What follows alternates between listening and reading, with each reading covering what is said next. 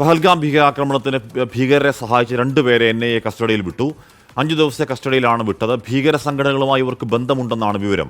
അച്യുതൻ വിവരങ്ങളുമായി ചേർന്നു. അച്യുതൻ, അതുമായി ബന്ധപ്പെട്ട അതിൻ്റെ തുടർ പരിശോധനകൾ ശക്തമായി തന്നെ നടക്കുന്നുണ്ട്. അപ്പോഴും ഈ ഭീകരാക്രമണത്തിൽ നേരിട്ട് പങ്കെടുത്ത ഭീകരർ എവിടെയാണ് എന്നതിനെക്കുറിച്ച് എന്തെങ്കിലും സൂചന ദേശീയ അന്വേഷണ ഏജൻസിക്ക് ഉണ്ടോ അച്യുതൻ? പഹൽഗാം ഭീകരാക്രമണം നടത്തിയ ഭീകരരെ സഹായിച്ച രണ്ടുപേരാണ് ഇപ്പോൾ NIA കസ്റ്റഡിയിൽ വിട്ടിരിക്കുന്നത്. അവരെ നേരത്തെ NIA പിടികൂടുകയുണ്ടായി. ഈ രണ്ടുപേർ ചേർന്നാണ് ഭീകരർക്ക് വേണ്ട താമസ സൗകര്യം, ഭക്ഷണം, അവർക്ക് വേണ്ട എല്ലാ സൗകര്യങ്ങളും ഏർപ്പാട് ചെയ്ത് നൽകിയത്.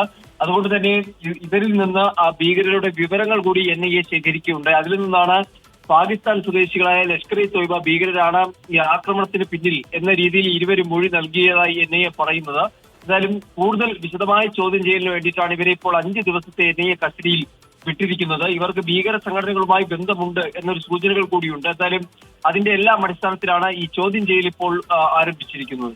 കാശ്മീർ. ഓക്കെ, അച്യുതനാണ് വാർത്തയുടെ വിവരങ്ങൾ നൽകിയത്.